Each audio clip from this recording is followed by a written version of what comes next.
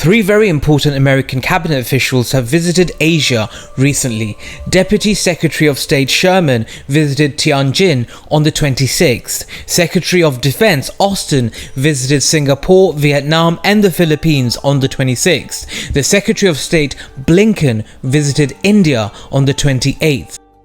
On the same day that Blinken visited India to discuss the Afghan issue, Chinese Foreign Minister Wang Yi met with a delegation of the Afghan Taliban in Tianjin, saying that the Taliban is a pivotal military and political force in Afghanistan. How do we interpret these latest developments in US-Chinese relations? The situation in Afghanistan has become another core of the international geopolitical struggle. Most importantly, the question on everyone's mind right now is, why is China embracing the Taliban in Afghanistan?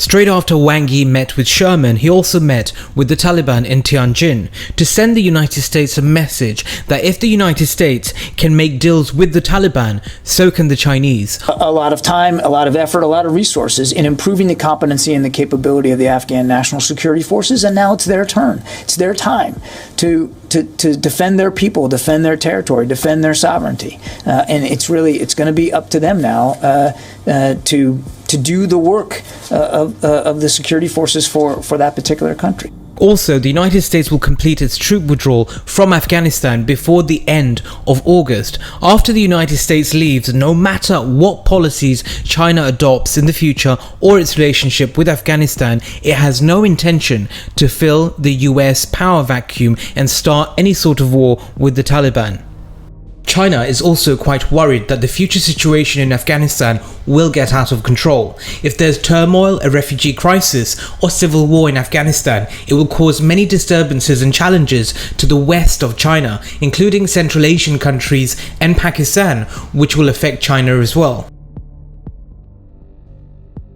China wants the East Turkestan movement completely taken out of Afghanistan. It's a group which has been used by global powers in Syria, Iraq and Afghanistan and has links to Xinjiang, and China wants to prevent disturbances from entering into Chinese territory. These are the very reasons why Wang Yi received the Taliban delegation.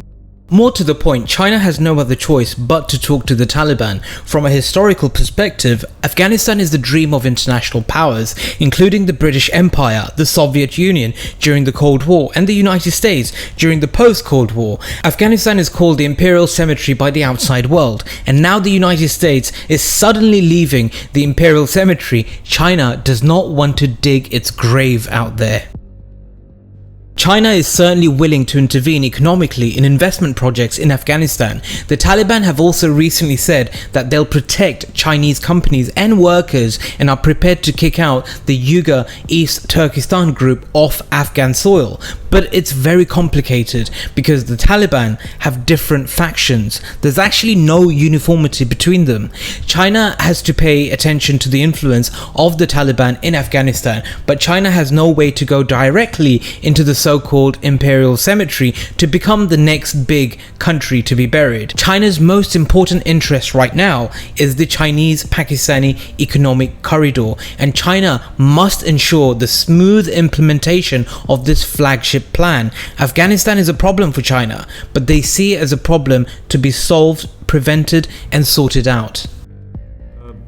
The US has really messed it up in Afghanistan. You see, first of all, they tried to look for a military solution in Afghanistan when there never was one. And people like me who kept saying that there's no military solution, who know the history of Afghanistan, people like me were called anti-American. I was called Taliban Khan. And of course, Pakistan is a major player in this, and a country which does have a lot of influence in Afghanistan and especially over the Taliban. Before meeting with the Taliban, Wang Yi met with Pakistani Foreign Minister Qureshi in mid-July. This caused India to be highly sensitive and worried that China would influence the situation through Pakistan and marginalize India's role. The United States and India have common strategic interests in Iran and Afghanistan. India can't control the situation in Afghanistan with its own military or diplomatic power. Having said that, I feel there may be further security and intelligence cooperation between the United States and India in the future, and it's not impossible for the intelligence and military units of the US military to be stationed in India in the future. If so, it will be great progress for the United States. And I say US military base in India is not impossible in the future because there's been no progress in Chinese-Indian border negotiations and there has been no ice melting in high-level exchanges. India has mobilized troops and fighters to 3 areas along the Chinese-Indian border. Today, India has assembled about 200,000 troops on the border, which is about 40% more than last year. Sources also quoted as saying that China is building new runway buildings and bulletproof bunkers along the disputed border in Tibet to accommodate warplanes and new airfields. And Beijing has also added long-range artillery, tanks, rockets, forces, and twin-engine fighters. Earlier today, I was briefed by our senior military and national security leaders on the status of the drawdown of U.S. forces and allied forces in Afghanistan. When I announced our drawdown in April, I said we would be out by September, and we're on track to meet that target. Excuse me. Our military mission in Afghanistan will conclude on August 31st. The drawdown is proceeding in a secure and orderly way, prioritizing the safety of our troops as they depart. Our military commanders advised me that once I made the decision to end the war, we needed to move swiftly to conduct the main elements of the drawdown. And in this context, speed is safety. But Afghanistan isn't just about China, Pakistan and India. The United States knows, with all these competing powers, that if it makes a wrong move, it can cause Armageddon. Afghanistan has captured the attention of not just Pakistan and China, but also Iran and Russia, who are major players in West Asia. شامل شیعه و سنی است، فقط مثل عراق، مثل جای دیگه. اینجور نیست که فقط شیعه رو، البته توی یک قضیه متاسفانه 50 نفر، حدود 50 نفر یا بیشتر طلبه شیعه به شهادت رسیدن توی کارهای اینها. لکن فقط شیعه نیستن، نخیر، مردم معمولی در کابل، در جاهای دیگه، مردم معمولی غیر نظامی رو سنی شیعه براشون فرق نمیکنه. Iran and Russia have teamed up to undermine the US and NATO-led efforts in Afghanistan by sheltering, training, funding and arming the Taliban.